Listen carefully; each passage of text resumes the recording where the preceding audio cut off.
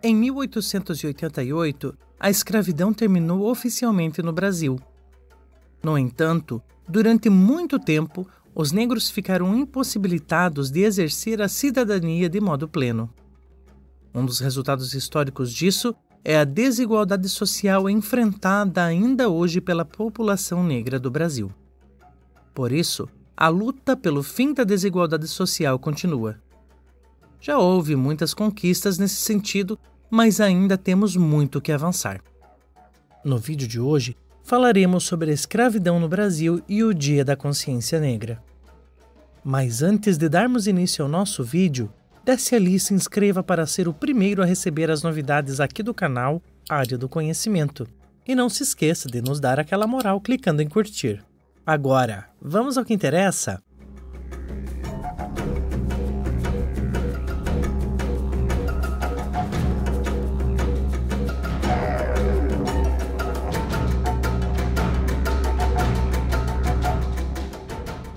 O tráfico negreiro para o Brasil era feito principalmente por mercadores portugueses.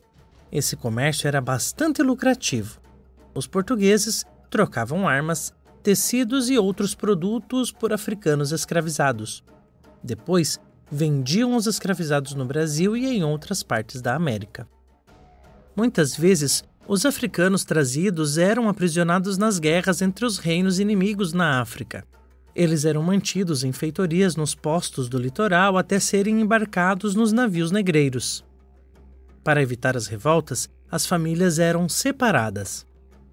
Partindo da América, o navio levava de 3 a 6 meses para chegar ao Brasil. Muitos africanos ficavam doentes ou morriam durante a viagem. Isso acontecia porque eram transportados em péssimas condições.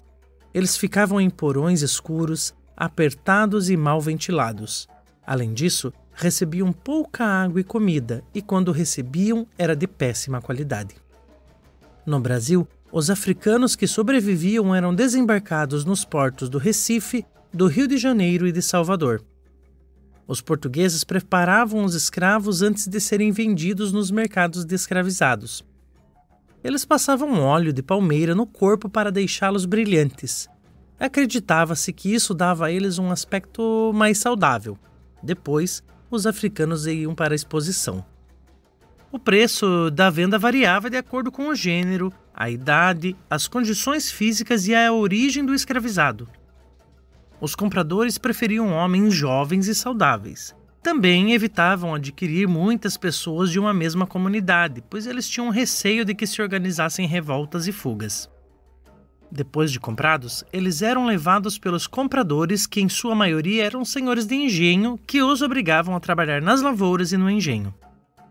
Além do intenso trabalho nas lavouras, haviam os escravos domésticos, que envolviam tudo que estivesse relacionado à casa grande e os seus moradores.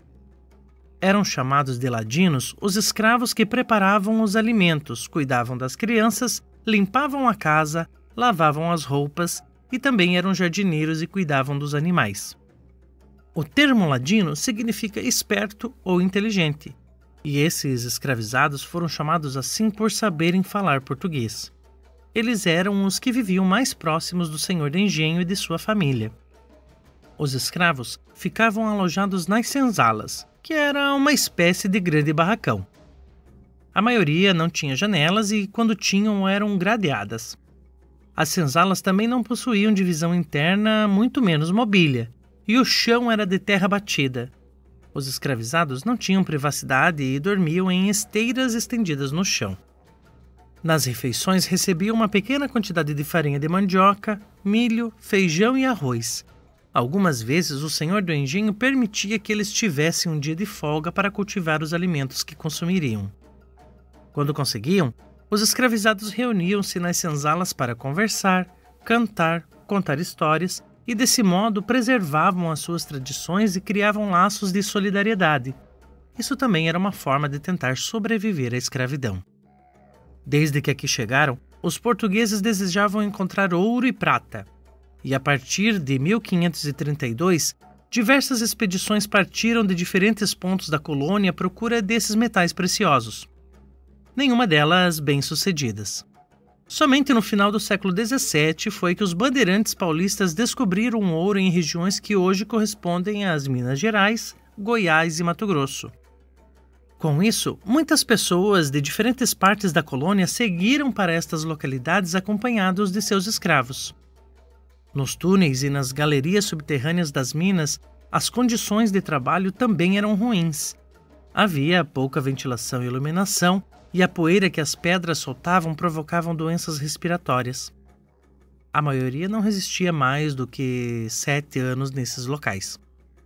Nas vilas e cidades, o comércio cresceu e desenvolveram-se muitas atividades e ofícios, como alfaiates, sapateiros, ferreiros, barbeiros e carpinteiros, pedreiros e ourives, escultores, músicos, pintores e muitos outros profissionais que atendiam a população.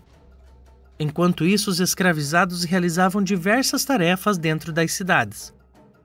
Eles levavam recados, transportavam pessoas, vendiam mercadorias, faziam o calçamento e a pavimentação das ruas, entre outras atividades. Você pode perceber que os escravizados participaram ativamente de todo o processo de construção do território brasileiro. Percebeu ainda que atuaram praticamente em todos os setores da produção da economia da época. Esse sistema de escravidão no Brasil durou mais de 3 séculos, desde o início da colonização até 1888. Mas como esse tipo de trabalho foi abolido? Bem, no século XIX, alguns países europeus, tanto por motivações econômicas quanto humanitárias, tinham interesse em pôr fim ao trabalho escravo. A Inglaterra, por exemplo, já tinha abolido a escravidão em seus domínios e isso fez com que o açúcar produzido nas Antilhas inglesas se tornasse mais caro que o açúcar brasileiro. Esse foi um dos principais motivos que levaram a Inglaterra a pressionar o Brasil pelo fim da escravidão. Em 1845, o Parlamento da Inglaterra chegou a aprovar uma lei que permitia à Marinha Inglesa aprisionar qualquer tipo de navio negreiro. Em 1850, o governo brasileiro cedeu à pressão dos ingleses e extinguiu o tráfico de escravizados com a Lei Eusébio de Queiroz. Internamente havia pressão abolicionista apoiada por parte da elite intelectual e política do Brasil, além de movimentos organizados por grupos de escravizados e de alforriados. Depois da aprovação da Lei Eusébio de Queiroz, os movimentos favoráveis ao fim da escravidão se intensificaram. Jornalistas, médicos, advogados, artistas, escritores e políticos denunciavam os horrores do sistema escravista em passeatas, obras literárias, artigos de jornais e panfletos. Muitos deles eram descendentes de africanos. Entre as pessoas escravizadas multiplicavam-se as revoltas e as fugas para os quilombos. Os quilombos, na era colonial imperial, foram espaços construídos pelos escravos negros africanos e afrodescendentes fugidos da escravização em busca de viver em liberdade.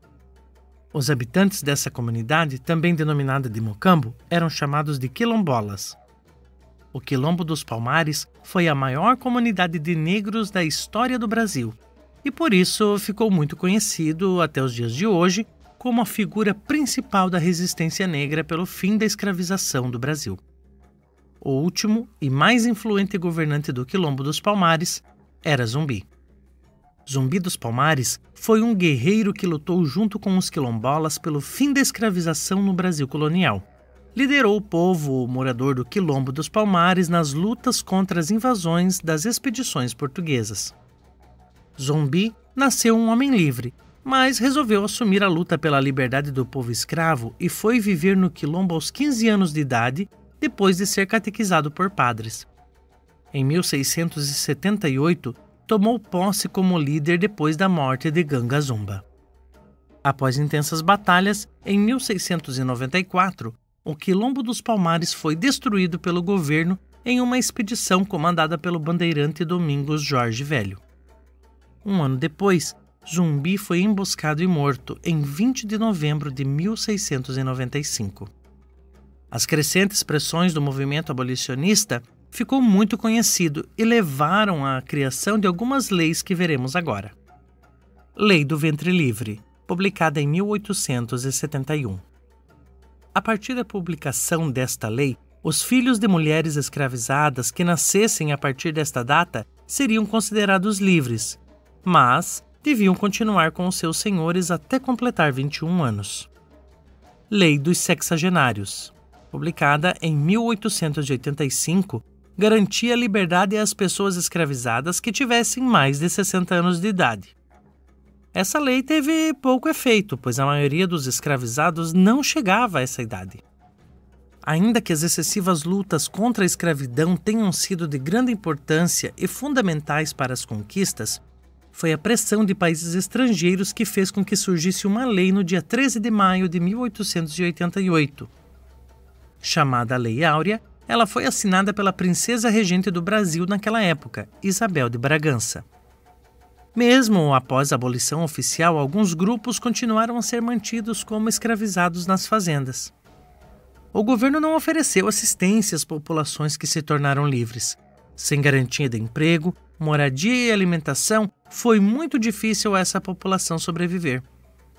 Além disso, esses trabalhadores enfrentavam o preconceito racial. Por conta própria, os recém-alforriados tiveram de criar estratégias para garantir a sobrevivência. A organização de grupos e associações negras que visavam ajudar as comunidades libertas foi essencial nesse processo. Isso ressalta a ausência de políticas públicas para a acolhida dessas populações e a integração na sociedade livre. A escravidão no Brasil foi abolida há pouco mais de 130 anos, ao passo que esse sistema durou mais de 300. A manutenção das expressões culturais, como a religiosidade e alguns instrumentos musicais, foram formas de resistência, tanto que muitas delas podem ser identificadas em nossa cultura até hoje. Em 20 de novembro, dia da morte de Zumbi dos Palmares, é celebrado no Brasil o Dia Nacional da Consciência Negra, data comemorativa criada não só para lembrar a resistência do negro à escravização de forma geral, mas também para promover a reflexão sobre a inserção do negro na sociedade brasileira. Celebrada desde a década de 1960, essa data vem ampliando seus eventos nos últimos anos, sendo considerada feriado em vários municípios do Brasil. O Dia da Consciência Negra foi determinado no ano de 2003 a partir da Lei nº 10.639, que também instaurou a inclusão do tema História e Cultura Afro-Brasileira no conteúdo escolar brasileiro. E no ano de 2011, através da Lei 12.519, a data foi oficializada. O documento estabeleceu o Dia Nacional de Zumbi e da Consciência Negra. Independente da nossa raça, cor ou credo, devemos valorizar o Dia Nacional da Consciência Negra, pois ela é uma data de celebração e de conscientização sobre a força, a resistência e o sofrimento da população negra que viveu no Brasil desde a colonização. Durante o período colonial, aproximadamente 4.600.000 africanos foram trazidos para o Brasil para viverem na condição de escravos. Essa parte da história do Brasil é um fato de qual nenhum ser humano deve se orgulhar, mas que devemos estudar para que possamos criar consciências e juntos extinguir o racismo do nosso país. Eu espero que você tenha gostado do vídeo de hoje. Eu vou ficando por aqui. Mas antes, deixe o seu like e não se esqueça de se inscrever no canal Área do Conhecimento. E não deixe de compartilhar esse vídeo com seus amigos. Afinal, sempre é bom compartilharmos conhecimento, não é mesmo? Um grande abraço e até a próxima. Tchau, tchau!